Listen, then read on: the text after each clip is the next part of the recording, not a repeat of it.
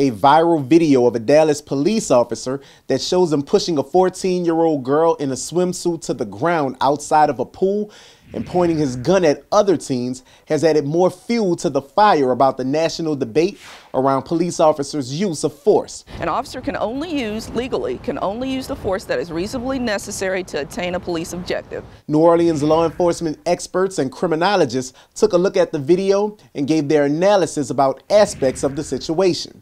New Orleans Independent Police Monitor Susan Hutson says citizens have rights, and talking back to an officer is not a violation as long as there is no threat or unlawful language used. Any type of aggressive tactics, officers can take that the wrong way. Resisting physical movements can be taken in the wrong way and give an officer the authority to escalate his or her behavior. The McKinney, Texas police chief told reporters that the 14-year-old girl was temporarily detained by an officer. Hutson says you can ask a police officer why you are being detained.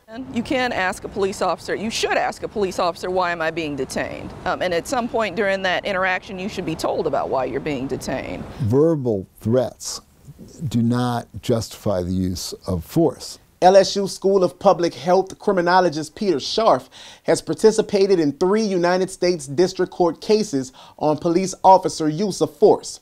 Scharf says the officer's use of force to detain the 14-year-old girl may bring up issues with the Fourth Amendment and what experts call a Terry stop. What the police can do is frisk somebody to make sure they don't have a gun. Now, if you're wearing a bikini, they don't have a gun. You know, that was an easy one. So it wasn't a Terry stop. And again, the issue of false arrest, like why are you handcuffing this young lady? Once the 14-year-old girl is on the ground, the officer is seen pushing her face into the grass and putting his knee into her back. Scharf says that level of force may not have been needed. She's not resisting arrest. She's not a threat to him. Put a knee in his back, you know, so this is a lawsuit waiting to happen. Just putting her face in the ground will, number one, prevent her from breathing, could cause catastrophic facial injuries to her, into her eyes. So you have to weigh the risk of why are you trying to do that. The girl's friends tried to come to her defense, but Hutson says that's not what anyone should do in that situation. Your friends are all standing around, don't go up and touch the officer.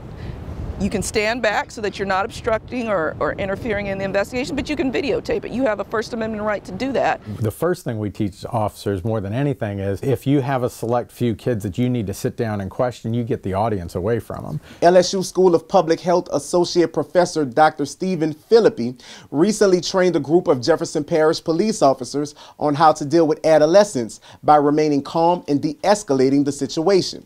He says many police officers around the country don't get trained to deal with adolescents. That's what I'm looking at, is an officer who's escalating almost to the degree that the situation's escalated, and maybe even more so. A lot of those kids were a lot calmer than that officer was in that situation. But Susan Hutson says the simplest thing to do in that situation is to submit and complain later. You may find out that you were in the right. The officer didn't have a reason to arrest you, didn't have a reason to use force, but all the things that are going to happen there at the scene are going to be against you.